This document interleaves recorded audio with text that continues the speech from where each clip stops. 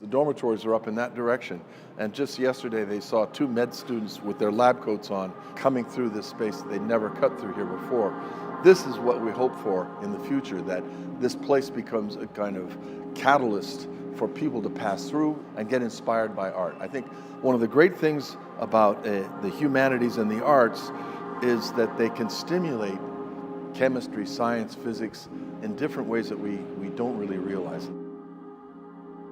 We're fortunate enough to have Steven Holl and his team working with us over the span of now what has become the better part of 2 decades on 2 remarkable buildings. But it really all began with Art Building West. And I still recall the very first time I met Steven. He came to interview for the project, and his boards were shipped to Utah, not to Iowa. So he was going to go solo.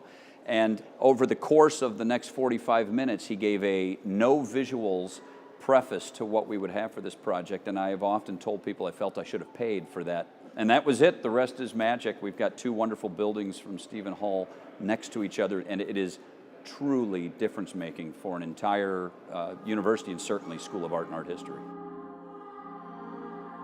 The main architectural principles of this Art Building West are a planar construction. That is, all of these spaces and forms are made out of planes. So you'll have a kind of vocabulary of steel I-beams, steel truss exposed in the cantilever of the library, and the stair is like a small tornado of planes that sort of flies up, almost as if the wind had picked it up, and you can walk in different planes and meet people. It's not like a stair. It doesn't look like a stair. It gets you from one floor to another, but it's a series of planar positions that you can occupy, and it's all suspended on rods from the ceiling.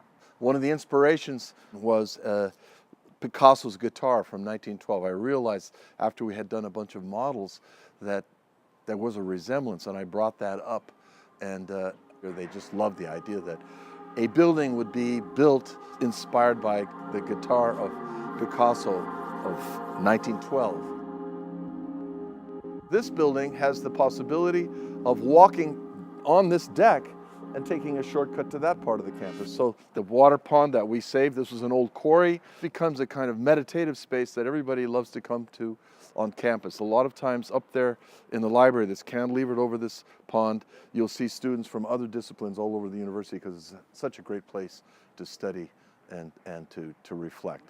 So at the heart of it, Chris McVoy and I went after the idea of getting the students to be activated within their own departments and opening that up, but also connecting to the rest of the university campus.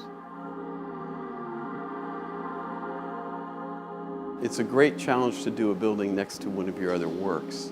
So after many studies, we came with this complementary relationship idea where the first building is a planar building, and this one, in contrast, is a volume that's carved out for light. It's a porosity. It's like walking through a sponge.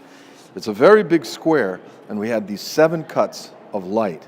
And the idea of a laminar shift of the 4 floors. So at each of the 7 cuts of light, you would get balconies and certain geometric energies, and that was the concept. You can put the entire strategy on a 5x7 watercolor paper, right? It has an idea that's driving the design, and it's a very simple idea.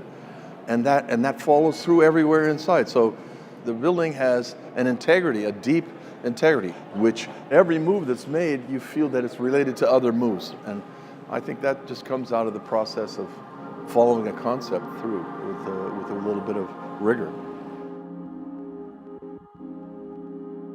When we shifted the central light court into the middle of the building and brought the campus circulation right through it, it enlivened the building because of the different grades, elevations of the streets that we now brought together through a ramp.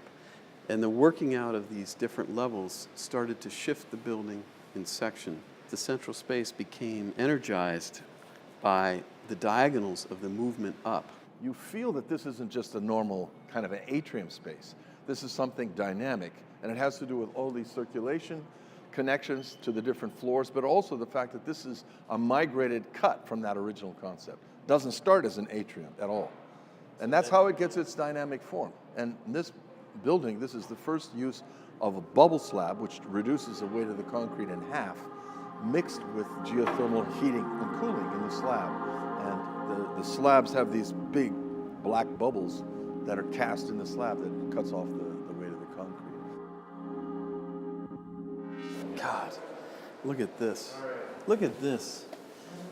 The amazing thing about light is once you begin to engage it in the design, that the light gives you back even more than you thought. So that the building is dynamic, it's always changing. And we're using light in maybe the most complete way we have in a building, in that we have skylight, top light, we have diffuse light, we have figured light, direct light.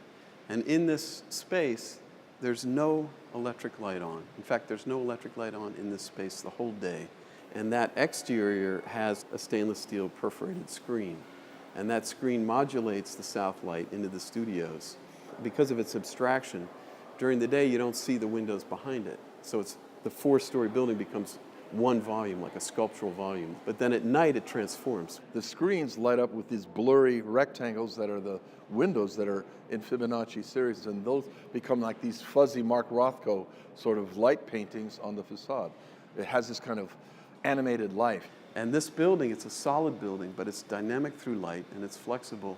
And our hope is that the students will try all kinds of things that we could never even anticipate in this building. Just yesterday, a dance studio asked if they could use the forum as their classroom. It's those kinds of engagements, and especially for students, to have this building dedicated to questioning, dedicated to the unknown, that we empower these students that they can have an impact on the world, they can change the world, and that this building can be an agent for change, and they can be an agent for change.